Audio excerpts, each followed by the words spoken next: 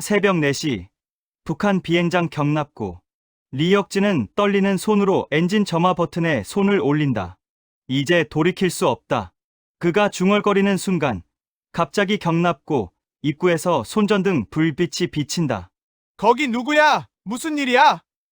경비병의 고함. 심장이 멈추는 듯한 순간. 들킨 것인가? 여기서 끝나는 것인가? 하지만 리혁진은 스로틀을 최대로 올린다. 굉음과 함께 전투기가 경납고를 박차고 나가며 뒤에서 비상! 비상! 비상! 무단 이륙 시도라는 외침이 들린다. 활주로를 질주하는 전투기. 앞에서 차량 헤드라이트가 그를 향해 달려온다. 그들이 활주로를 막으려는 것이다. 충돌까지 5초, 4초, 3초. 안 돼. 여기서 멈출 순 없어. 리혁진은 이를 악물고 조종간을 힘껏 당긴다. 기체가 땅에서 떨어지는 순간 차량은 그의 바로 아래를 지나간다. 아슬아슬한 1초. 한 명의 조종사, 하나의 기체가 북한 하늘을 찍고 솟구치며 무전기에서 즉시 착륙하라, 격추한다는 협박이 울린다. 잠깐 무료 버튼인 구독과 좋아요 꾹 눌러주시면 여러분 가정에 큰 복과 행운이 가득할 것입니다. 감사합니다. 함경도 북부에 위치한 군 비행장. 새벽 3시 47분. 차가운 바람이 활주로를 가로질렀다. 훈련 비행을 가장한 출격 명령이 떨어졌지만 명령을 받은 조종사 리혁진에게 오늘의 임무는 오직 하나였다. 탈출. 그는 몇 달 전부터 남한을 향한 도주를 준비해왔다. 직접 기체를 운항해 탈출하는 것은 위험천만했다. 연료도 부족하고 적발되면 즉시 격추되거나 사살된다. 가족 역시 처벌받는다. 하지만 그는 이미 각오했다. 북한 공군 내부의 부패, 사고 은폐, 암묵적 폭력, 그리고 그의 생명을 강제로 소모시키는 체제. 더는 살아갈 이유가 없었다.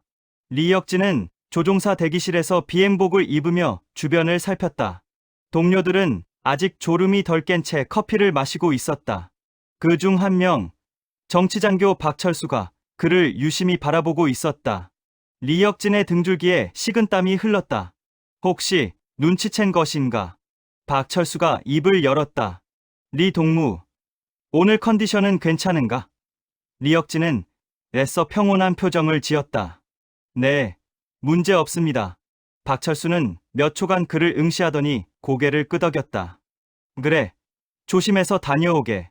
그 순간 리혁진은 깨달았다. 박철수는 아무것도 모른다. 단지 일상적인 확인이었을 뿐이다. 하지만 방심할 수 없었다. 리혁진은 일부러 평소보다 더 태연하게 행동했다. 담배를 한 대 피우고 날씨를 확인하고 기체 점검표를 받았다. 동료 조종사 김영호가 다가와 어깨를 두드렸다. 오늘 훈련 끝나면 술 한잔 하자. 내가 산다. 리혁진은 미소를 지었다. 그래, 돌아오면 꼭 그러자. 그는 알고 있었다. 이것이 마지막 대화가 될 것이라는 것을. 김영호는 그의 유일한 친구였다. 하지만 고할 수 없었다. 누구에게도 말할 수 없었다. 그는 고개를 돌려 경납고로 향했다. 비행장 경납고로 향하는 길. 그는 고개를 들어 하늘을 바라봤다. 별이 아직 남아 있었다. 저 남쪽 하늘 너머에는 자유가 있다고 믿었다. 적어도 이곳보다는 나을 것이라고. 그런데 그때였다. 갑자기 뒤에서 발소리가 들렸다. 리혁진은 순간 몸이 굳었다. 천천히 뒤를 돌아보니 경비병이 서 있었다. 조종사 동무, 이 시간에 혼자 경납고로 가십니까? 경비병의 눈빛이 의심스러워 보였다. 리혁진은 침착하게 대답했다. 기체 사전 점검입니다. 오늘 중요한 훈련이라 확실히 하고 싶어서요. 경비병은 잠시 망설이더니 고개를 끄덕였다. 그렇습니까? 수고하십시오. 경비병이 돌아서자 리혁진은 가슴을 쓸어내렸다. 위기일발이었다. 경납고 안으로 들어서자 낡은 전투기가 그를 기다리고 있었다. 기체는 수차례 수리를 거쳐 겨우 비행 가능한 상태였다. 엔진 소음도 불안정했고 연료 탱크도 완전히 채워지지 않았다. 하지만 이것이 그가 가진 유일한 탈출 수단이었다. 리혁진은 조종석에 올라 계기판을 점검했다. 그런데 이상한 점을 발견했다. 연료 게이지가 평소보다 낮았다. 누군가 연료를 빼간 것이다. 그의 머릿속이 복잡해졌다. 이대로 출격하면 남한까지 도달하지 못할 수도 있다. 하지만 지금 연료를 더 채우려면 정비병을 불러야 하고, 그러면 의심을 살 수 있다. 리혁진은 결단을 내렸다. 지금이 아니면 기회는 없다. 연료가 부족하더라도 일단 출격해야 한다. 그는 안전벨트를 조이고 심호흡을 했다. 심장이 터질 듯 뛰었다. 이제 돌이킬 수 없다. 그는 야간 경비조의 교대 시간을 노렸다. 불과 5분간의 빈틈. 그 짧은 시간이 그의 생사를 가를 것이었다. 손목 시계를 확인했다. 3시 58분. 교대 시간은 4시 전가. 2분 남았다. 그는 엔진 워밍업을 시작했다. 낮은 소음이 경납고 안에 퍼졌다. 1분 남았다. 땀이 이마를 타고 흘러내렸다. 4시 전가. 리혁진은 엔진 점화 버튼을 눌렀다. 어둠 속에서 작은 불빛이 피어올랐다. 엔진이 천천히 돌아가기 시작했다. 진동이 몸 전체로 전해졌다. 그런데 갑자기 경납고 입구에서 손전등 불빛이 비쳤다. 거기 누구야? 무슨 일이야? 경비병의 목소리였다. 리혁진의 심장이 멈추는 듯했다. 들킨 것인가? 하지만 이미 엔진은 작동 중이었다. 되돌릴 수 없었다. 그는 스로틀을 최대로 올렸다. 전투기가 굉음을 내며 경납고 밖으로 튀어나갔다. 경비병이 무전기를 꺼내 외쳤다. 비상, 비상, 무단 이륙 시도. 전투기는 활주로 위에서 떨리는 소리를 내며 앞을 향해 급가속했다. 리혁진은 조종간을 잡은 손에 힘을 주었다. 뒤에서 사이렌이 울리기 시작했다. 비행장 전체에 경보가 발령된 것이다. 활주로 끝에서 차량 헤드라이트가 켜지며 그를 향해 달려왔다. 그들이 활주로를 막으려는 것이다. 리혁진은 이를 악물었다. 속도를 더 올렸다. 150노트, 180노트, 200노트. 이륙 속도에 거의 도달했다. 차량과의 거리가 좁혀졌다. 충돌까지 5초, 4초, 3초. 리혁진은 조종간을 힘껏 당겼다. 기체가 땅에서 떨어졌다. 바퀴가 지면을 벗어나는 순간 차량은 그의 바로 아래를 지나갔다. 아슬아슬한 순간이었다. 한 명의 조종사, 하나의 기체가 북한 하늘을 찍고 솟구쳤다. 뒤돌아볼 수 없었다. 오직 남쪽만을 향해 날아야 했다. 무전기에서 고함이 터져 나왔다. 401호기, 즉시 착륙하라. 명령 불복종 시 격추한다. 리혁진은 무전기를 껐다. 이제 되돌아갈 곳은 없다. 남쪽으로, 오직 남쪽으로만 날아가야 한다. 전투기가 이륙하자마자 북한 방공 레이더는 비정상 항적을 포착했다. 새벽 4시 3분, 방공사령부 지하 벙커의 레이더 화면에 붉은 점 하나가 떠올랐다. 당직 장교가 화면을 응시하며 미간을 찌푸렸다. 이게 뭐야? 401호기 아닌가? 옆에 있던 상급 장교가 다가왔다. 훈련 비행 스케줄 확인해봐. 당직 장교가 서류를 뒤적였다. 401호기 출격 예정 시간은 5시 30분입니다. 지금은 그의 목소리가 떨렸다.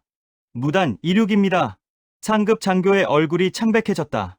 즉시 통제탑에 연락. 기체 귀환 명령 내려. 통신병이 무전기를 잡고 외쳤다. 401호기, 401호기, 즉시 응답하라. 하지만 돌아오는 것은 정적뿐이었다. 무전기는 꺼져 있었다. 상급 장교는 즉시 상황을 보고했다. 비행 통제 불가 상황 발생. 조종사 리혁진, 무단 이륙 후 남아 중. 전화기 너머에서 고함이 들렸다. 뭐라고?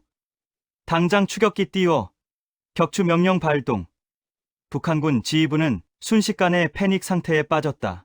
그러나 리혁진은 이미 상대의 반응을 예상하고 있었다. 그는 고도를 급격히 낮추며 산악지대를 향해 기술을 돌렸다. 레이더 화면에서 그의 기체 신호가 희미해졌다.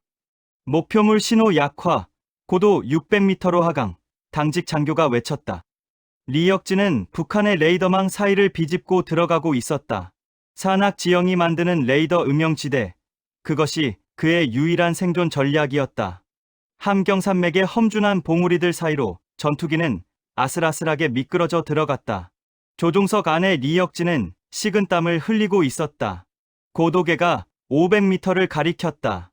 너무 낮았다. 조금만 조종 실수를 해도 산에 충돌한다. 하지만 레이더에 잡히는 것보다는 나았다. 어둠 속에서 산봉우리의 윤곽이 희미하게 보였다. 그는 계기판과 전방을 번갈아 보며 기체를 조종했다. 손은 땀으로 젖어 있었고 호흡은 거칠어졌다. 살아야 한다. 반드시 살아야 한다. 그는 속으로 되뇌었다. 그때였다. 갑자기 엔진에서 이상한 소리가 들렸다. 컥컥컥 하는 금속성 마찰음이었다. 리역진의 얼굴이 굳었다. 엔진 고장의 전조였다. 계기판의 엔진 온도 게이지가 급격히 올라가기 시작했다. 아니, 안 돼. 지금은 안 돼. 그는 스로틀을 조심스럽게 조절했다. 너무 무리하게 적어도 비행을 한 탓이었다.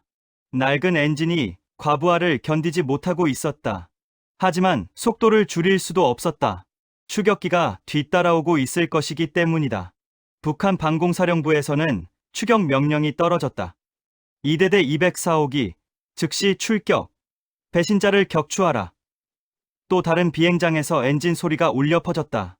추격기 조종사 최민철이 조종석에 올랐다. 그는 리역진의 동기였다. 함께 훈련받고 함께 임무를 수행했던 동료. 그런 그가 배신자가 되어 도주하고 있다는 사실이 믿기지 않았다. 최민철은 복잡한 심정으로 이륙했다. 혁진이 형, 대체 왜 이러는 겁니까? 그는 중얼거리며 기술을 남쪽으로 돌렸다. 리역진의 전투기는 계속 남쪽으로 내려가고 있었다. 그의 목표는 단 하나였다. 대한민국 영공에 들어가고 무사히 착륙하기. 하지만 문제는 한두 가지가 아니었다. 연료는 이미 절반 이하로 떨어졌고 엔진은 과열 상태였으며 무엇보다 북한군 추격기가 뒤따를 것이 분명했다. 그는 연료계를 확인했다. 바늘이 위험 수치에 가까워지고 있었다. 남쪽 활주로까지 버틸 수 있을까? 불안감이 엄습했다. 그때 레이더 경보음이 울렸다. 삐삐삐삐. 후방에서 접근하는 기체가 감지된 것이다. 추격기였다. 리역진은 본능적으로 기체를 좌측으로 급선회시켰다. 추격기가 사정거리 안으로 들어오기 전에 다시 산악지대 속으로 숨어야 했다. 그는 더욱 고도를 낮췄다. 400m, 350m. 계곡 사이로 파고들었다. 양쪽 산벽이 날개 끝에 스칠 듯 가까웠다. 조금만 잘못해도 추락이었다. 추격기 조종사 최민철은 레이더 화면을 응시했다. 목표물이 다시 사라졌다. 적어도 비행으로 레이더 회피 중입니다. 그는 지휘부에 보고했다. 지휘부에서 명령이 떨어졌다. 시계 비행으로 전환. 직접 눈으로 확인해서 격추하라. 최민철은 고도를 낮추며 계곡 안으로 진입했다. 어둠 속에서 희미하게 전투기의 배기가스 흔적이 보였다. 발견했습니다. 추격 개시합니다. 그의 손가락이 무장 발사 버튼으로 향했다. 리역진은 100m로 뒤를 확인했다. 멀리서 추격기의 불빛이 보였다. 거리가 좁혀지고 있었다. 그의 심장이 미친 듯이 뛰었다. 발각됐다. 그는 있는 힘껏 조종간을 조작했다. 급선회, 급상승, 급하강. 추격기를 따돌리기 위한 필사적인 기동이었다. 하지만 과열된 엔진이 비명을 질렀다. 경고음이 계속 울렸다. 엔진 온도 인계치 초과. 기체가 언제 멈출지 알 수 없는 상황이었다. 최민철은 조준경에 리역진의 기체를 포착했다. 사거리 안으로 들어왔다. 그는 방아쇠에 손을 걸었다. 하지만 격발하지 못했다. 혁진이 형. 그의 눈앞에 함께 술 마시던 날들, 함께 훈련하던 순간들이 스쳐 지나갔다. 무전기에서 고함이 들렸다. 204호기. 왜 발사하지 않는가? 즉시 격추하라. 최민철은 눈을 질끈 감았다. 그리고 방아쇠를 당기려는 순간 리역진의 기체가 갑자기 구름 속으로 사라졌다. 새벽 하늘에 구름층이 형성되어 있었던 것이다. 리역진은 구름 속으로 들어가며 안도의 한숨을 내쉬었다. 하지만 안전한 것은 아니었다.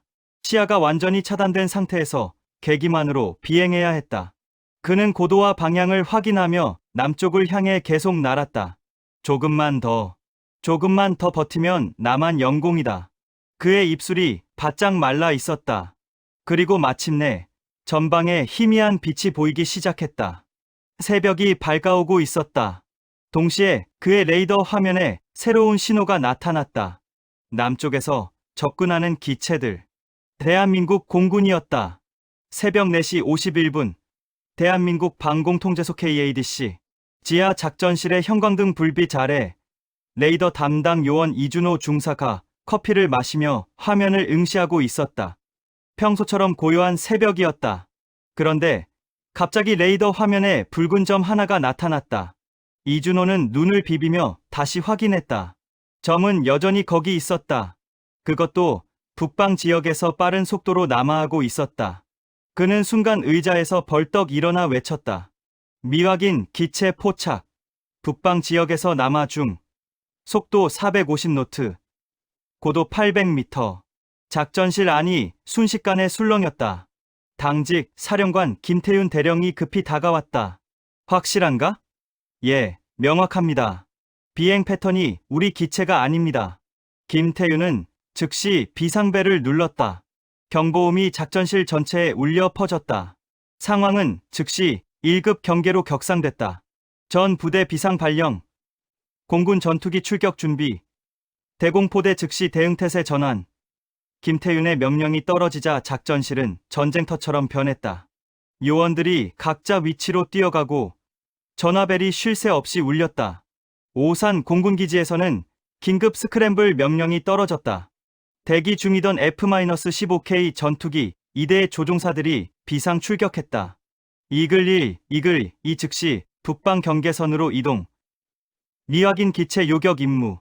편대장 강민수 소령이 조종석에서 무전에 응답했다. 이글 한 알겠습니다. 출격합니다. 2대의 전투기가 활주로를 박차고 하늘로 솟구쳤다. 엔진의 굉음이 새벽 하늘을 가르며 울려 퍼졌다. 그들의 임무는 명확했다. 미확인 기체를 식별하고 필요하면 격추한다.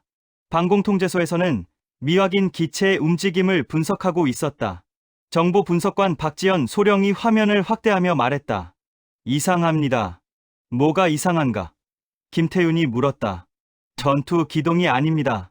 속도는 일정하게 낮춰져 있고 전술 회피 기동도 하지 않습니다.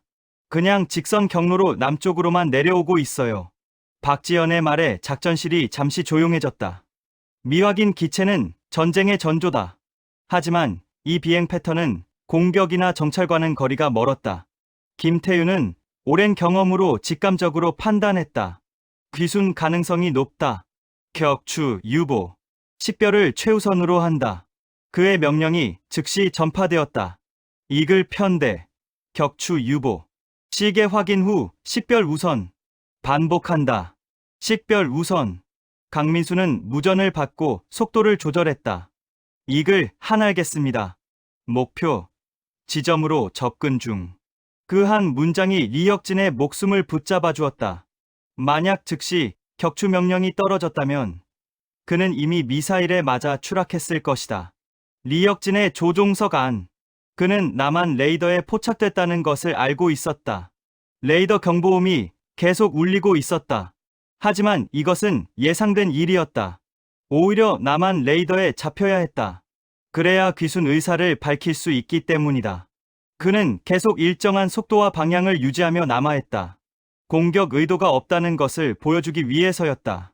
하지만 그의 심장은 여전히 빠르게 뛰고 있었다. 제발 격추하지 마라. 그는 간절히 기도했다. 그때 그의 레이더 화면에 2개의 점이 나타났다. 남쪽에서 빠르게 접근하는 기체들. 한국 공군 전투기였다. 거리가 빠르게 좁혀졌다. 10km, 8km, 5km. 리혁진은 무전기를 켤지 말지 고민했다. 너무 일찍 무전을 켜면 북한 추격기에게도 노출될 수 있다. 하지만 늦으면 한국군이 먼저 공격할 수도 있다. 그는 결단을 내렸다. 무전기에 스위치를 올렸다. 잡음이 섞인 소리가 들려왔다. 이글 편대는 목표 기체에 접근했다. 강민수는 육안으로 기체를 확인했다. 이글 1 목표 확인. 북한군 전투기로 추정됩니다. 기종은 미그-21 계열로 보입니다. 방공통제소에서 즉시 응답이 왔다. 이글 1 기체 추적 유지. 무전 개통 시도하라. 강민수는 무전 주파수를 맞추고 호출을 시작했다. 미식별 항공기. 여기는 대한민국 공군이다. 즉시 응답하라. 반복한다. 즉시 응답하라. 리혁진의 무전기에서 한국어가 들려왔다. 순간 그의 눈시울이 뜨거워졌다. 한국어. 자유의 언어. 그는 떨리는 손으로 송신 버튼을 눌렀다. 하지만 목소리가 나오지 않았다. 너무 긴장한 탓이었다. 그는 침을 삼키고 다시 시도했다. 여기는 북한. 조종사. 목소리가 떨렸다. 강민수는 다시 호출했다. 미식별 항공기. 신원을 밝혀라. 귀순 의사가 있는가? 리혁진은 깊게 숨을 들이마셨다. 이제 돌이킬 수 없다. 남쪽. 착륙. 원한다. 그의 목소리는 작았지만 분명했다. 방공통제소의 모든 요원들이 귀를 기울였다. 북한 억양. 숨 가쁜 호흡. 그리고 말의 조심스러움이 명확하게 들렸다. 작전실은 순간 정적에 휩싸였다. 이것은 단순한 비행이 아니었다. 한 사람의 목숨을 건 탈출이었다. 김태윤은 즉시 대응 지침을 내렸다. 귀순 절차 개시. 안전 착륙 지원으로 전환한다. 강민수는 리혁진에게 말했다. 알겠다. 우리가 안내하겠다. 침착하게 우리 지시를 따라라. 리혁진은 안도의 한숨을 내쉬었다. 감사합니다. 방공통제소에서 지시가 내려왔다. 미상 착륙 활주로를 지정한다. 남쪽으로 12도 방향 유지. 연료와 고도를 보고하라. 리혁진은 계기판을 확인했다. 연료계의 바늘이 거의 바닥에 와 있었다. 그의 얼굴이 창백해졌다. 연료가 거의 없습니다. 착륙. 허가. 부탁합니다. 방공통제소에서 긴장감이 돌았다. 연료 부족은 예상했지만 생각보다 심각했다. 김태윤은 즉시 결정을 내렸다. 가장 가까운 활주로로 안내한다. 수원 기지로 변경. 비상 착륙 준비 완료 확인. 요원들이 분주하게 움직였다. 수원 공군기지에 비상 착륙 준비 명령이 전달되었다. 소방차, 구급차, 그리고 무장 병력이 활주로 주변에 배치되기 시작했다. 이것은 귀순일 수도 있지만 여전히 경계를 늦출 수 없었다. 리혁진은 한국 전투기의 유도를 받으며 남쪽으로 향했다. 이글 편대의 두 전투기가 그의 양 옆에서 호위 비행을 했다. 처음으로 그는 혼자가 아니라고 느꼈다. 누군가 자신을 보호하고 있었다. 눈물이 볼을 타고 흘러내렸다. 하지만 아직 안전한 것은 아니었다. 그때 뒤쪽 레이더에서 다시 신호가 잡혔다.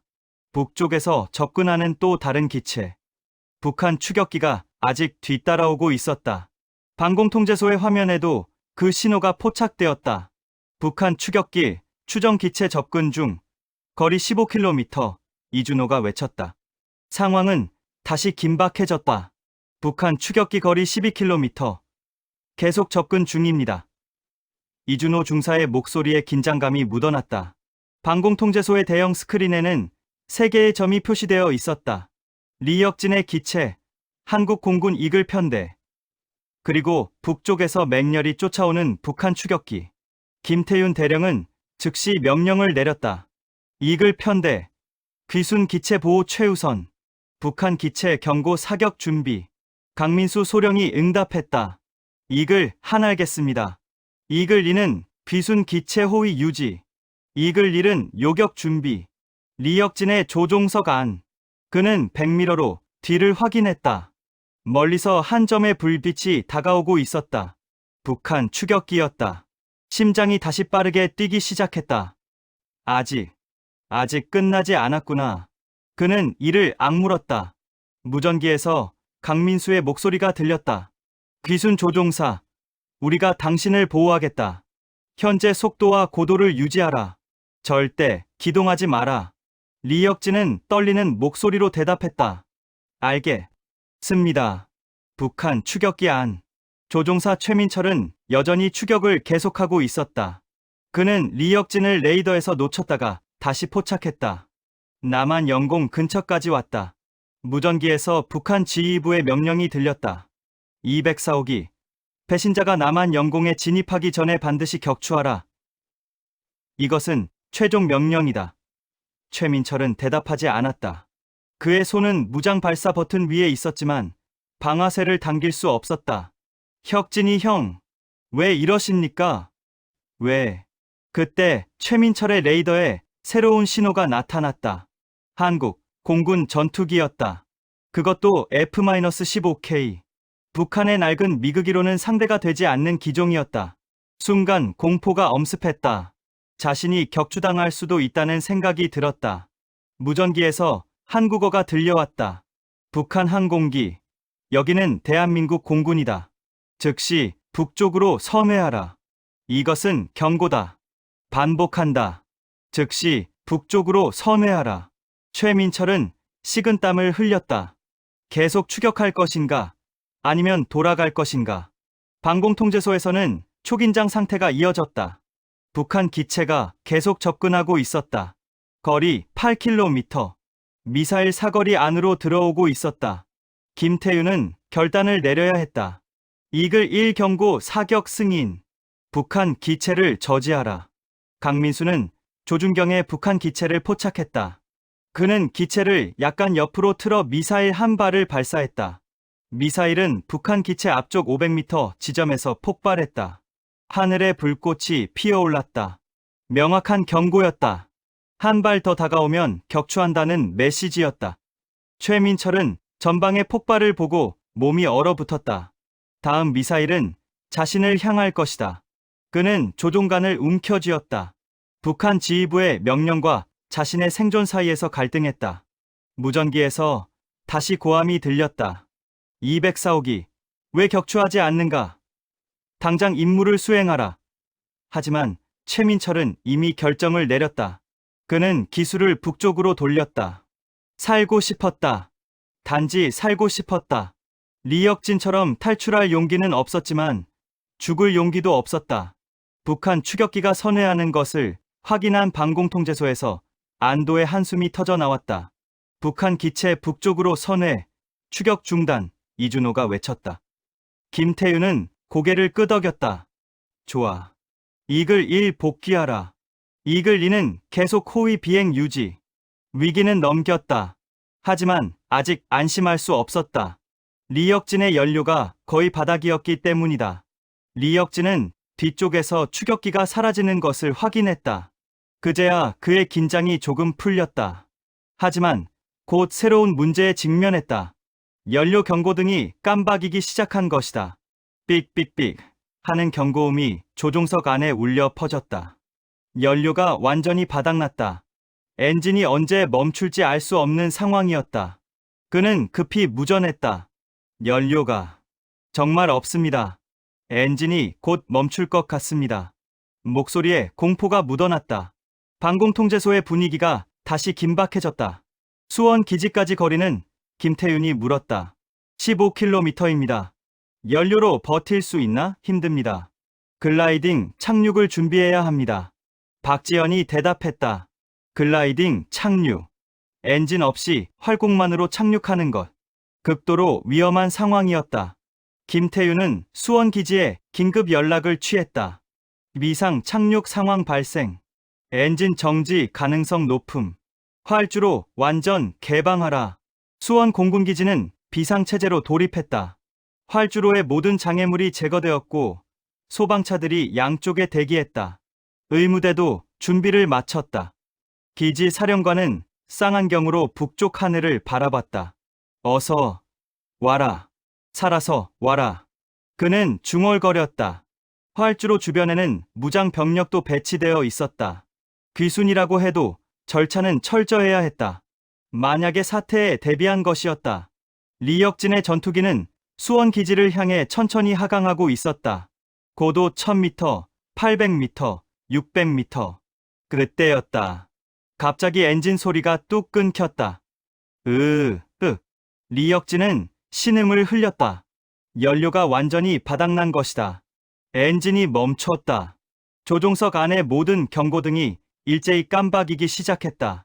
기체는 이제 그냥 하늘을 나는 쇳덩어리에 불과했다. 안 돼. 지금은 안 돼. 그는 필사적으로 조종간을 조작했다. 방공통제소의 레이더 화면에서 리역진의 기체 속도가 급격히 떨어지는 것이 보였다. 엔진 정지 확인. 글라이딩 상태입니다. 이준호가 외쳤다. 김태윤은 마이크를 잡았다. 귀순 조종사, 침착하게 들어라. 지금부터 내 지시를 정확히 따라라. 활주로까지 거리는 8km다. 충분히 활공할 수 있다. 속도를 유지하고 각도를 천천히 낮춰라. 그의 목소리는 침착했지만 내심 긴장하고 있었다. 리역진은 지시를 따랐다. 조종간을 조심스럽게 조작하며 활공 자세를 유지했다. 기체가 천천히 하강했다. 고도 400m, 300m. 땅이 점점 가까워졌다. 손은 땀으로 흠뻑 젖어 있었고 온몸이 떨렸다. 시야가 흐려졌다. 극도의 긴장과 피로 때문이었다. 정신 차려. 정신 차려. 그는 스스로를 다독였다. 이글이가 옆에서 계속 호위 비행을 하고 있었다. 조종사가 무전으로 말했다. 잘하고 있다. 조금만 더. 활주로가 보인다. 리역진은 고개를 들어 전방을 바라봤다. 희미하게 활주로에 유도등이 보였다. 길고 하얀 활주로. 그것이 그의 생명줄이었다. 보인다. 보여. 그는 중얼거렸다. 방공통제소에서 계속 지시가 내려왔다. 고도 200m. 속도 유지. 기수 각도 3도 하향. 좋다. 그대로 유지해라. 김태윤의 목소리가 그를 인도했다. 고도 150m, 100m. 활주로가 점점 커졌다. 수원기지의 모든 사람들이 숨을 죽이고 하늘을 바라봤다. 리역진은 마지막 힘을 짜내어 조종간을 잡았다. 착륙 자세를 잡았다. 바퀴를 내렸다. 고도 50m, 30m, 10m. 활주로가 눈앞에 있었다. 살 수 있다. 나는 살 수 있다. 그는 눈물을 흘리며 조종간을 미세하게 조정했다. 기체가 활주로에 닿기 직전 그의 눈앞이 하얗게 변했다. 극도의 피로와 긴장이 한계에 달한 것이었다. 하지만 그는 정신을 놓지 않았다. 마지막 순간까지 조종간을 놓지 않았다. 그리고 마침내 바퀴가 활주로에 닿았다. 끼익! 금속이 콘크리트와 마찰하며 귀를 찢는 소리가 울려 퍼졌다. 리역진의 전투기가 활주로에 닿는 순간 엄청난 충격이 그의 몸을 덮쳤다. 기체가 좌우로 흔들렸다. 한쪽 바퀴가 제대로 펴지지 않았던 것이다. 그는 필사적으로 방향타를 조작했다. 기체가 활주로를 벗어나면 폭발할 수도 있었다. 불꽃이 튀었고 타이어가 터지는 소리가 들렸다. 하지만 그는 포기하지 않았다.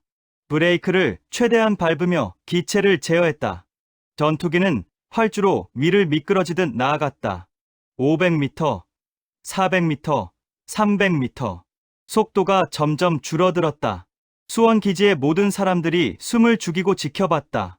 소방차들이 기체를 따라 달렸다. 200m, 100m.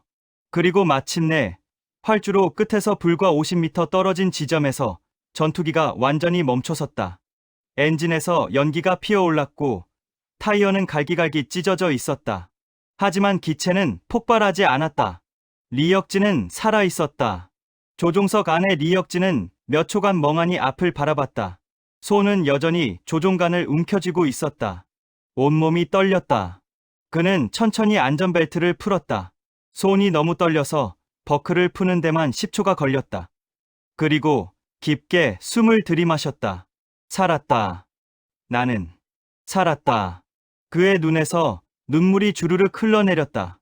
몇 달간의 준비, 몇 시간의 생사를 넘나드는 비행, 그 모든 것이 끝났다. 그는 자유의 땅에 도착했다. 하지만 그의 안도는 오래가지 못했다. 갑자기 사방에서 사이렌 소리가 울려 퍼졌다. 그의 기체 주변으로 군용 차량들이 에워쌌다. 무장한 병력이 사방에서 나타났다. 소총을 든 병사들이 조종석을 향해 총구를 겨누었다. 최소 20명은 되어 보였다. 귀순 가능성이 있어도 절차는 철저했다. 혹시 모를 자폭 테러나 무장 공격에 대비한 것이었다. 리혁진은 순간 공포를 느꼈다. 여기서 죽는 건가? 확성기에서 우렁찬 목소리가 울렸다. 조종석 안의 조종사, 즉시 손을 들고 천천히 밖으로 나와라. 빠른 동작은 금지한다. 반복한다. 손을 들고 천천히 나와라. 리혁진은 떨리는 손을 천천히 들어 올렸다. 조종석 캐노피를 열었다. 밖에 차가운 공기가 얼굴을 스쳤다. 한국의 공기였다. 자유의 공기였다. 그는 양손을 머리 위로 올린 채 천천히 조종석 밖으로 기어 나왔다. 기체에서 내려오는 사다리에 발을 디뎠다. 다리가 너무 떨려서 제대로 걸을 수가 없었다. 정지. 그 자리에 멈춰라. 확성기의 명령이 다시 울렸다. 리혁진은 사다리 중간에서 멈췄다. 양손을 계속 들어라. 천천히 땅으로 내려와라. 그는 지시대로 움직였다. 한 발, 한 발 사다리를 내려왔다. 마침내 그의 발이 한국 땅을 밟았다. 순간 무릎에 힘이 풀렸다. 하지만 쓰러질 수 없었다. 총구들이 여전히 그를 겨누고 있었다. 뒤돌아. 천천히 뒤돌아서 무릎을 꿇어라. 리혁진은 시키는 대로 했다. 뒤돌아서 무릎을 꿇었다. 특수부대원 2명이 재빠르게 접근했다. 그들은 리혁진의 양팔을 뒤로 젖혔다. 리혁진이 신음했다. 플라스틱 수갑이 그의 손목에 채워졌다. 몸 수색이 시작됐다. 병사들은 그의 비행복 곳곳을 철저히 확인했다. 무기가 있는지, 폭발물이 있는지 확인하는 것이었다. 리혁진은 가만히 있었다. 저항할 생각도, 저항할 힘도 없었다. 수색은 2분간 계속됐다. 무장 없음, 폭발물 없음, 안전합니다. 병사가 보고했다. 그제야 긴장이 조금 풀렸다. 기지 사령관 오성민 준장이 차에서 내려 천천히 다가왔다. 그는 무릎 꿇은 리혁진을 내려다봤다. 북한 공군 비행복을 입은 조종사. 얼굴은 땀과 눈물로 범벅이 되어 있었고 눈빛은 지쳐 보였다. 오성민은 조심스럽게 물었다. 이름이 무엇인가? 리혁진은 고개를 들어 그를 바라봤다. 목소리를 내려 했지만 나오지 않았다. 목이 말라 있었다. 그는 침을 삼키고 다시 시도했다. 리혁진입니다. 북한군 소속인가? 예. 조선인민군 공군. 제17항공련대. 소속입니다. 리혁진의 대답에 주변이 술렁였다. 제17항공련대는 북한의 정예 부대 중 하나였다. 오성민은 다시 물었다. 귀순 의사가 확실한가? 리혁진은 고개를 끄덕였다. 예, 확실합니다. 저는 더 이상 그곳으로 돌아갈 수 없습니다. 그의 목소리가 떨렸다. 오성민은 신호를 보냈다. 병사들이 리혁진을 일으켜 세웠다. 의무대로 데려가라. 건강검진 후 격리 신문실로 이송한다. 오성민의 명령이 떨어지자 병사들이 리혁진을 부축했다. 그는 비틀거리며 걸었다. 며칠간 제대로 먹지도 자지도 못한 탓이었다. 의무대 차량이 다가왔다. 병사들이 그를 차에 태웠다. 차 안에는 군의관이 대기하고 있었다. 일단 수액부터 놓겠습니다. 군의관이 그의 팔에 주사 바늘을 꽂았다. 차가운 수액이 혈관을 타고 흐르자 조금 정신이 돌아왔다. 차량이 출발했다. 리혁진은 창밖을 바라봤다. 한국 공군 기지의 풍경이 눈에 들어왔다. 깨끗한 건물들, 정돈된 도로, 그리고 자유롭게 움직이는 사람들. 북한과는 완전히 달랐다. 그는 다시 눈물을 흘렸다. 정말 왔구나. 정말로.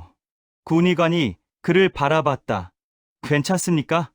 리혁진은 고개를 끄덕였다. 예, 괜찮습니다. 그냥 기쁜 겁니다. 차량은 기지 내부의 의무대 건물에 도착했다. 리혁진은 내려서 안으로 들어갔다. 간단한 신체 검사가 진행됐다. 혈압, 맥박, 체온, 그리고 외상 확인. 다행히 큰 부상은 없었다. 하지만 탈수 증상과 극심한 피로가 있었다. 군의관이 말했다. 일단 충분히 수분을 보충하고 쉬어야 합니다. 하지만 그는 잠시 멈췄다. 신문이 먼저 진행될 것 같습니다. 리혁진은 각오하고 있었다. 당연한 절차였다. 30분 후 리혁진은 다시 차량에 태워져 다른 건물로 이송됐다. 창문이 없는 회색 건물이었다. 격리 신문실. 그는 안으로 들어갔다. 긴 복도를 지나 한방 앞에 섰다. 문이 열렸다. 안에는 테이블과 의자 2개가 있었다. 벽에는 태극기가 걸려 있었다. 리혁진은 그 태극기를 보며 가슴이 뭉클해졌다. 병사가 그를 의자에 앉혔다. 수갑은 풀리지 않았다. 잠시 기다리십시오. 병사가 나가고 문이 닫혔다. 리혁진은 혼자 방에 남겨졌다. 그는 태극기를 계속 바라봤다. 빨강, 파랑, 검정, 하양. 그 색깔들이 이렇게 아름답게 보일 줄은 몰랐다. 몇 분이 지났을까? 문이 다시 열렸다. 정보관 한 명이 들어왔다. 40대 중반으로 보이는 남자였다. 그는 서류 뭉치를 들고 있었다. 국군정보사령부 조사관 장민호 중령입니다. 그는 리혁진 맞은편에 앉았다. 지금부터 귀순 신문을 시작하겠습니다. 협조 부탁드립니다. 리혁진은 고개를 숙였다. 예, 알겠습니다. 장민호는 녹음기를 켰다. 귀순자 리혁진, 조선인민군 공군 제17항공련대 소속. 2025년 12월 12일 새벽 미그-21 전투기를 이용해 귀순. 그는 리혁진을 바라봤다. 먼저 묻겠습니다. 당신은 왜 탈출했습니까? 방 안에 침묵이 흘렀다. 리혁진은 천천히 입을 열었다. 그리고 그의 이야기가 시작되었다. 왜 탈출했습니까? 장민호 중령의 질문에 리혁진은 잠시 침묵했다. 그는 천천히 고개를 들어 정보관을 바라봤다. 어디서부터 이야기해야 할까? 몇 달간의 고민, 몇 년간의 절망, 그리고 그를 이곳까지 오게 만든 사건. 그는 마른 입술을 적시고 입을 열었다. 저는 더 이상 그곳에서 조종사가 아니었습니다. 목소리는 작았지만 분명했다. 기체는 고철이었고 사람은 소모품이었습니다. 장민호는 펜을 들고 기록하기 시작했다. 구체적으로 설명해 주십시오. 리혁진은 깊게 숨을 들이마셨다. 3년 전부터 시작됐습니다. 우리 부대에 새 전투기가 배치된다는 소문이 돌았습니다. 하지만 오지 않았습니다. 대신 낡은 기체를 계속 수리해서 사용하라는 명령만 내려왔습니다. 엔진은 40년 된 것이고 부품은 다른 기체에서 뜯어온 것들이었습니다. 우리는 언제 추락할지 모르는 관 속에서 비행하고 있었습니다. 그것만으로 탈출을 결심했습니까? 장민호가 물었다. 리혁진은 고개를 저었다. 아닙니다. 그보다 더 심각한 일이 있었습니다. 그의 눈빛이 어두워졌다. 6개월 전 제 동료 한 명이 훈련 중 추락했습니다. 이름은 김성철. 29세였습니다. 엔진 고장이 원인이었습니다. 하지만 군 지휘부는 이것을 조종사의 실수로 은폐했습니다. 그의 가족은 처벌받았고 그의 이름은 배신자 명단에 올랐습니다. 장민호의 펜이 멈췄다. 왜 그렇게 했습니까? 책임을 회피하기 위해서입니다. 리혁진의 목소리에 분노가 섞였다.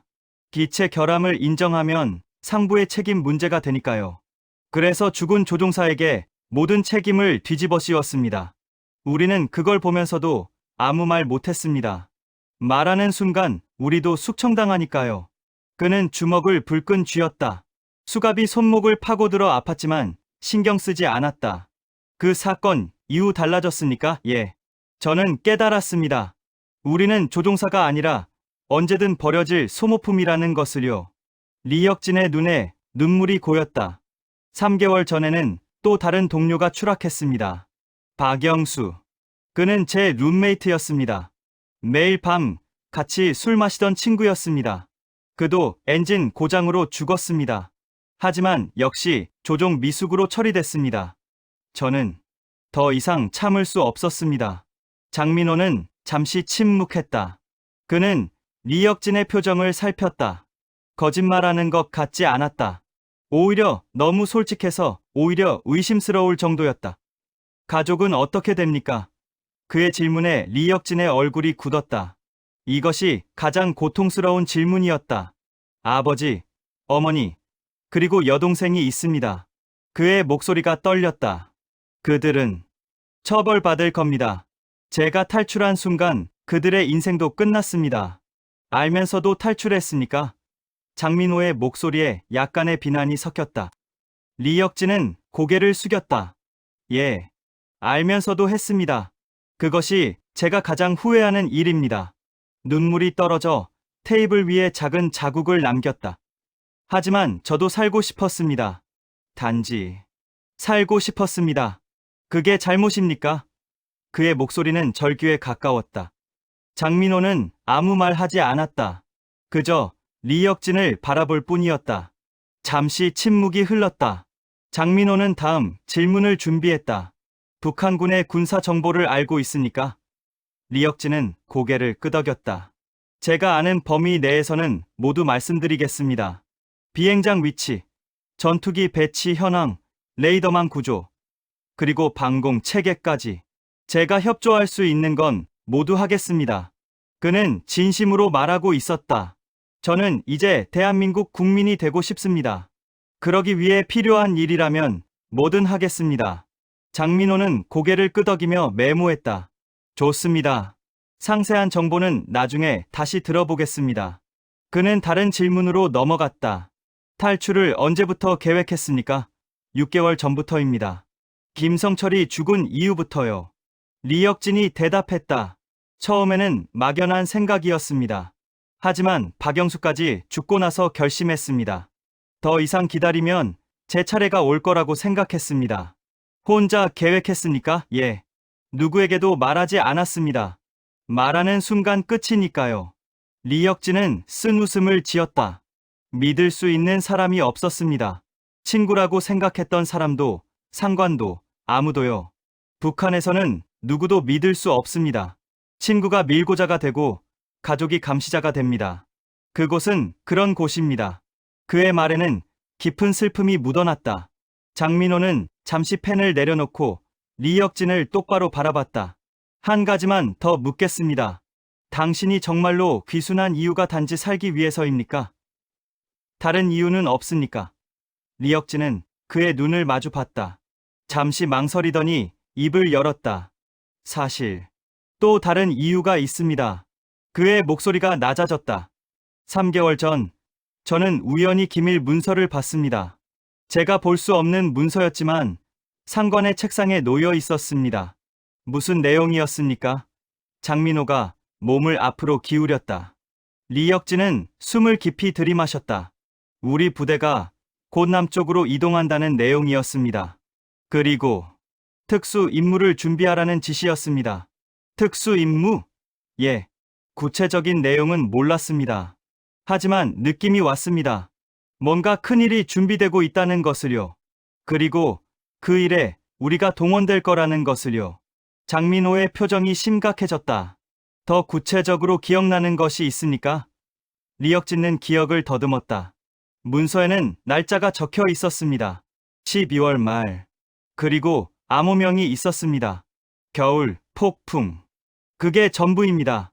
더 이상은 볼 수 없었습니다.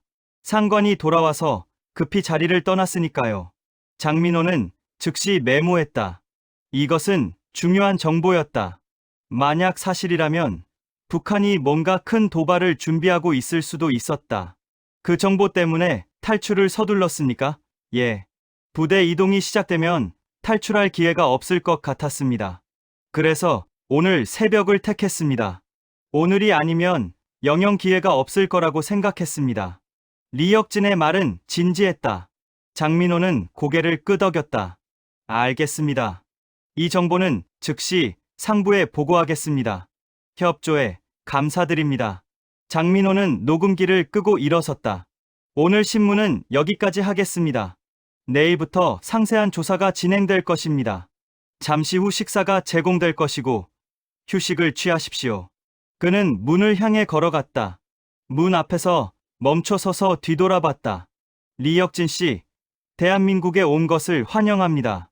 앞으로 힘든 시간이 있겠지만 이곳에서는 당신을 소모품으로 취급하지 않을 것입니다. 그 말에 리혁진의 눈에 다시 눈물이 고였다. 감사합니다. 장민호가 나간 후 리혁진은 혼자 신문실에 남겨졌다. 몇 분 후 문이 열리고 병사 2명이 들어왔다. 이쪽으로 오십시오. 그들은 리혁진을 다른 방으로 안내했다. 복도를 지나 또 다른 문 앞에 섰다. 문이 열리자 작은 방이 나타났다. 침대 하나, 책상 하나, 그리고 작은 화장실이 전부였다. 창문은 없었고 천장에는 CCTV 카메라가 설치되어 있었다. 여기서 대기하십시오. 곧 식사가 제공됩니다. 병사들이 나가고 문이 잠겼다. 리혁진은 침대에 앉았다. 처음으로 혼자만의 시간이 생겼다. 그는 두 손으로 얼굴을 감쌌다. 지난 몇 시간이 현실처럼 느껴지지 않았다. 북한 비행장에서 이륙한 것, 추격기를 피한 것, 남한에 착륙한 것, 모든 것이 꿈 같았다. 하지만 손목에 남은 수갑 자국이 이것이 현실임을 증명했다. 그는 천천히 비행복을 벗었다. 북한 공군 마크가 새겨진 비행복. 이제 더 이상 입지 않을 옷이었다. 30분 후 문이 두드려졌다. 식사 들어갑니다. 병사가 쟁반을 들고 들어왔다. 쟁반 위에는 따뜻한 밥, 된장찌개, 불고기, 그리고 반찬 여러 가지가 놓여 있었다. 리혁진은 그 음식을 보고 순간 멍해졌다. 북한에서는 몇 년간 보지 못한 음식들이었다. 천천히 드십시오. 병사가 나갔다.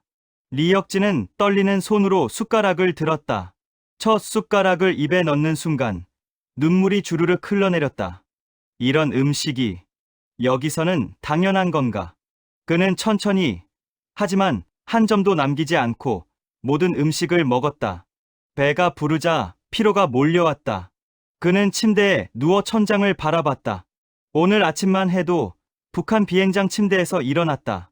그런데 지금은 남한 땅에 누워있다. 불과 하루 만에 인생이 완전히 바뀌었다. 그는 눈을 감았다. 잠들고 싶었다. 하지만 잠이 오지 않았다. 머릿속에 가족들의 얼굴이 떠올랐다. 아버지, 어머니, 여동생. 그들은 지금 어떻게 되었을까? 북한, 평양. 리혁진의 가족이 사는 아파트. 새벽 6시. 문이 거칠게 두드려졌다. 보위부다. 문 열어라. 리혁진의 아버지 리철호가 급히 문을 열었다. 검은 제복을 입은 보위부원 6명이 들이닥쳤다. 리혁진의 가족이 맞습니까? 예. 그런데 무슨 일입니까? 리철호가 물었다. 보위부원이 체포 영장을 내밀었다. 리혁진이 오늘 새벽 비행기를 몰고 남쪽으로 도주했습니다. 가족 전원 연좌제로 체포합니다. 리혁진의 어머니 박순희가 비명을 질렀다. 안 돼요. 혁진이가 그럴 리 없어요. 하지만 보위부원들은 들은 척도 하지 않았다. 그들은 집 안을 뒤지기 시작했다. 서랍을 열고 옷장을 뒤지고 바닥까지 들춰냈다. 증거를 찾는 것이었다. 가족들도 공모했을 가능성이 있다. 모두 연행한다. 리철호와 박순희, 그리고 17살 여동생 리혜진이 수갑을 채워줬다. 이웃들이 문 밖으로 나와 구경했다. 수군거리는 소리가 들렸다. 저 집 아들이 배신자래. 일가족이 다 끝났네. 리혁진은 그런 사실을 알 리 없었다. 그는 격리실 침대에서 겨우 잠이 들었다. 하지만 악몽이 그를 괴롭혔다. 가족들이 끌려가는 꿈, 총살당하는 꿈, 그리고 자신을 원망하는 꿈. 그는 식은땀을 흘리며 깨어났다. 시계를 보니 밤 11시였다. 겨우 2시간 잔 것이었다. 그는 침대에서 일어나 방 안을 서성였다. 잠을 이룰 수가 없었다. 죄책감이 그를 짓눌렀다. 그때였다. 갑자기 복도에서 발소리가 들렸다. 여러 명의 발소리였다. 그리고 그의 방 문 앞에서 멈췄다. 리혁진은 긴장했다. 무슨 일이지? 문이 열렸다. 장민호 중령과 함께 낯선 남자 한 명이 들어왔다. 그 남자는 60대 초반으로 보였고 민간인 복장을 하고 있었다. 하지만 눈빛만큼은 예리했다. 밤늦게 죄송합니다. 장민호가 말했다. 긴급한 일이 있어서 왔습니다. 낯선 남자가 입을 열었다. 국가정보원 북한팀장 한재혁입니다. 그는 리혁진에게 손을 내밀었다. 리혁진은 놀라 일어서서 악수했다. 국정원, 남한의 최고 정보기관. 앉으십시오. 한재혁이 의자를 가리켰다. 세 사람이 앉았다. 한재혁은 리혁진을 똑바로 바라봤다. 당신이 말한 겨울 폭풍 작전에 대해 더 자세히 듣고 싶습니다. 이것은 국가 안보와 직결된 사안입니다. 리혁진은 긴장하며 말을 시작했다. 제가 본 문서는 A사 용지 한 장이었습니다. 제목은 특별 작전 준비 지시였습니다. 내용 중에 겨울 폭풍이라는 암호명이 있었고 12월 말 실행 예정이라고 적혀 있었습니다. 한재혁이 물었다. 목표 지역이나 작전 내용은 없었습니까? 자세한 내용은 없었습니다. 하지만 한 가지 기억나는 게 있습니다. 남측 주요 시설이라는 단어가 있었습니다. 한재혁의 표정이 굳었다. 남측 주요 시설. 그는 잠시 생각에 잠겼다. 그게 전부입니까? 아닙니다. 리혁진이 말을 이었다. 또 하나 이상한 점이 있었습니다. 일주일 전부터 우리 부대에 야간 훈련이 급증했습니다. 그것도 적어도 침투 훈련이었습니다. 레이더 회피 기동, 산악 지형 활용, 그런 것들이요. 마치 남쪽으로 몰래 침투하는 훈련 같았습니다. 장민호와 한재혁이 눈빛을 교환했다. 이것은 심각한 정보였다. 한재혁이 다시 물었다. 참여 병력 규모는 어느 정도였습니까? 우리 부대만 해도 전투기 20대 이상이 동원됐습니다. 다른 부대도 참여했을 가능성이 높습니다. 리혁진의 대답에 한재혁은 즉시 메모했다. 다른 부대 이름을 알고 있으니까 확실하지 않습니다. 하지만 19항 공련대와 35항 공련대도 비슷한 훈련을 한다는 소문이 있었습니다. 한재혁은 고개를 끄덕이며 일어섰다. 중요한 정보 감사합니다. 이것은 즉시 청와대에 보고되어야 합니다. 그는 문을 향해 걸어가다 멈춰섰다. 리혁진 씨, 한 가지만 더 묻겠습니다. 왜 이 정보를 우리에게 주는 겁니까? 북한은 여전히 당신의 조국 아닙니까? 리혁진은 그의 눈을 똑바로 바라봤다. 아닙니다. 더 이상 저의 조국이 아닙니다.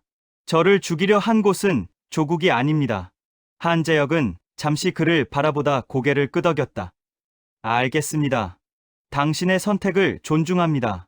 그는 나갔다. 장민호도 따라 나가려다 멈춰섰다. 리 씨, 내일 아침 다시 오겠습니다. 푸, 쉬십시오. 그도 나가고 문이 닫혔다. 리혁진은 다시 혼자 남겨졌다. 그는 창문 없는 벽을 바라봤다. 내가 한 선택이 옳은 걸까? 그는 중얼거렸다. 바깥에서는 긴급 회의가 소집되고 있었다. 한재혁은 즉시 국정원장에게 보고했다. 겨울 폭풍 작전. 북한이 12월 말 남측 주요 시설에 대한 공습을 준비하고 있을 가능성이 높습니다. 국정원장의 얼굴이 굳었다. 확실한 정보입니까? 귀순 조종사의 증언입니다. 신빙성은 높습니다. 즉시 합참과 청와대에 보고하십시오. 그리고 전군의 경계 태세를 강화하도록 지시하십시오. 알겠습니다. 한재혁은 전화기를 들었다. 한국의 밤은 이제 시작이었다. 격리실의 리혁진은 그런 사실을 알 리 없었다. 그는 다시 침대에 누웠다. 이번에는 잠이 왔다. 깊고 긴 잠이었다. 악몽은 없었다. 처음으로 편안한 잠이었다. 그가 제공한 정보가 얼마나 중요한지, 그리고 그것이 얼마나 많은 생명을 구할 수 있는지 그는 아직 몰랐다. 하지만 한 가지는 확실했다. 그는 이제 소모품이 아니었다. 그는 가치 있는 사람이 되었다. 일주일이 흘렀다. 리혁진은 여전히 격리시설에 있었지만 상황은 많이 달라져 있었다. 매일 아침 장민호가 찾아와 북한군의 정보를 물었고 그는 아는 모든 것을 솔직하게 답했다. 비행장 위치, 레이더망 구조, 전투기 배치 현황, 그리고 조종사들의 훈련 방식까지. 그의 정보는 매우 가치가 있었다. 한재혁도 2번 더 방문해 겨울 폭풍 작전에 대해 상세히 물었다. 리혁진은 기억나는 모든 것을 털어놓았다. 그의 정보 덕분에 한국군은 경계 태세를 대폭 강화했다. 공군은 24시간 긴급 출격 체제로 전환했고 방공 레이더는 최대 감도로 작동했다. 주요 시설 주변에는 대공포대가 추가 배치되었다. 청와대에서는 긴급 안보회의가 열렸다. 대통령은 직접 군 지휘부에 지시했다. 어떤 도발도 용납하지 않는다. 하지만 먼저 공격하지도 말라. 철저히 대비하되 긴장을 고조시키지 말라. 한국은 조용히 하지만 확실하게 준비하고 있었다.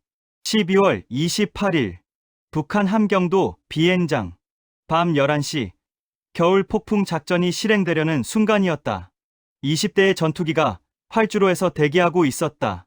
조종사들은 이미 조종석에 앉아 있었다. 목표는 남한의 발전소와 통신시설이었다. 기습 공격으로 혼란을 일으키는 것이 작전의 핵심이었다. 지휘관이 출격 명령을 내리려는 순간 갑자기 레이더실에서 보고가 올라왔다. 남측 방공망이 최대 경계 태세입니다. 전투기들이 이미 공중에 대기 중입니다. 지휘관의 얼굴이 창백해졌다. 뭐라고? 어떻게 알았지? 정보가 새나간 것이 분명했다. 하지만 누가, 어떻게? 그는 즉시 평양에 보고했다. 몇 분 후 답변이 왔다. 작전 취소. 즉시 철수하라. 북한의 기습 작전은 실행도 하기 전에 무산되었다. 만약 그대로 출격했다면 한국 공군의 매복에 걸려 전멸했을 것이다. 리혁진의 정보가 수백 명의 목숨을 구한 것이었다. 남한의 민간인은 물론 북한 조종사들의 목숨도. 같은 시각 격리시설의 리혁진은 그런 사실을 알 리 없었다. 그는 책을 읽고 있었다. 남한에서 처음 읽는 책이었다. 자유에 관한 책이었다. 문이 두드려지고 장민호가 들어왔다. 그의 얼굴에는 미소가 번져 있었다. 좋은 소식이 있습니다. 리혁진은 책을 내려놓고 그를 바라봤다. 무슨 소식입니까? 당신의 정보 덕분에 북한의 공격이 사전에 차단되었습니다. 공식적으로 말할 수는 없지만 당신은 많은 생명을 구했습니다. 리혁진의 눈이 커졌다. 정말, 입니까? 예. 당신이 제공한 정보가 결정적이었습니다. 장민호가 의자에 앉았다. 그리고 또 하나, 당신의 귀순이 공식 승인되었습니다. 이제 대한민국 국민으로서 새로운 삶을 시작할 수 있습니다. 리혁진은 순간 말문이 막혔다. 눈물이 쏟아졌다. 감사합니다. 정말 감사합니다. 그는 얼굴을 손으로 가렸다. 기쁨과 슬픔이 동시에 밀려왔다. 하지만 장민호의 표정이 어두워졌다. 당신의 가족에 대한 소식도 있습니다. 리혁진의 몸이 굳었다. 북한 소식통을 통해 확인한 바로는 당신의 가족이 연좌제로 체포되었습니다. 현재 평양 외곽의 수용시설에 있는 것으로 추정됩니다. 리혁진은 고개를 떨구었다. 예상했던 일이었지만 실제로 들으니 심장이 찢어지는 것 같았다.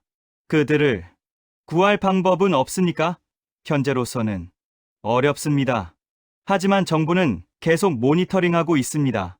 리혁진은 주먹을 불끈 쥐었다. 제 잘못입니다. 제가 탈출해서 그들이. 장민호가 그의 어깨에 손을 얹었다. 당신 잘못이 아닙니다. 잘못은 그런 체제를 만든 북한 정권에 있습니다. 당신은 살기 위해 선택했을 뿐입니다. 그 선택은 잘못이 아닙니다. 리혁진은 눈물을 닦았다. 하지만 가슴이 너무 아픕니다. 제가 자유를 얻은 대가가 그들의 고통이라니. 그래서 제안이 있습니다. 장민호가 말했다. 당신이 원한다면 북한 인권 운동에 참여할 수 있습니다. 탈북자들의 증언을 통해 국제사회에 북한의 실상을 알리는 활동입니다. 당신의 목소리가 세상을 바꿀 수 있습니다. 그리고 언젠가는 당신의 가족도 구할 수 있을지 모릅니다. 리혁진은 고개를 들어 장민호를 바라봤다. 제가 할 수 있을까요? 물론입니다. 당신은 이미 증명했습니다. 당신은 용기 있는 사람입니다. 리혁진은 잠시 생각했다. 그리고 천천히 고개를 끄덕였다. 하겠습니다. 제가 할 수 있는 일이라면 뭐든 하겠습니다. 북한에 남아있는 사람들을 위해서라도. 장민호는 미소 지었다. 좋습니다. 앞으로 힘든 길이겠지만 우리가 함께하겠습니다. 그는 일어나 리혁진에게 손을 내밀었다. 리혁진도 일어나 그의 손을 잡았다. 악수는 단단했다. 새로운 시작을 알리는 악수였다. 3개월 후 서울 한 아파트. 리혁진은 창밖을 바라보고 있었다. 서울의 야경이 눈부시게 빛나고 있었다. 그는 이제 이재훈이라는 새로운 이름으로 살고 있었다. 정부의 지원으로 아파트를 얻었고 한국어 교육을 받고 있었다. 북한 억양을 고치는 것은 쉽지 않았지만 매일 연습했다. 그는 또한 탈북자 인권단체에서 활동을 시작했다. 자신의 이야기를 사람들에게 들려주었다. 처음에는 떨렸지만 점점 익숙해졌다. 테이블 위에는 노트북이 놓여 있었다. 화면에는 북한 뉴스가 떠 있었다. 그는 매일 북한 소식을 확인했다. 가족의 소식을 찾기 위해서였다. 아직 구체적인 정보는 없었다. 하지만 그는 포기하지 않았다. 언젠가 반드시 그들을 구할 것이다. 그것이 그의 새로운 목표였다. 그는 노트북을 닫고 책상 서랍을 열었다. 안에는 작은 사진 한 장이 있었다. 가족들과 함께 찍은 사진. 북한에서 몰래 가져온 유일한 사진이었다. 아버지, 어머니, 혜진아. 그는 사진을 쓰다듬었다. 미안해. 그리고 기다려줘. 내가 반드시 너희를 구할게. 눈물이 사진 위로 떨어졌다. 그는 사진을 가슴에 품었다. 죄책감과 그리움, 그리고 결연함이 뒤섞였다. 그는 창밖을 다시 바라봤다. 서울의 불빛은 여전히 밝게 빛나고 있었다. 자유의 불빛이었다. 하지만 그에게 진정한 자유는 아직 오지 않았다. 가족이 여전히 북한에 갇혀 있기 때문이다. 전화벨이 울렸다. 장민호였다. 내일 UN 인권위원회에서 북한 인권청문회가 열립니다. 당신이 증언자로 참석해 주길 바랍니다. 리혁진은 잠시 망설였다. 하지만 곧 대답했다. 알겠습니다. 참석하겠습니다. 좋습니다. 당신의 증언이 세상을 변화시킬 겁니다. 통화가 끊겼다. 리혁진은 사진을 다시 서랍에 넣었다. 그리고 옷을 챙겼다. 내일은 중요한 날이었다. 그는 세상에 진실을 말할 것이다. 북한의 실상을, 그곳에 갇힌 사람들의 고통을 알릴 것이다. 밤이 깊어갔다. 리혁진은 침대에 누워 천장을 바라봤다.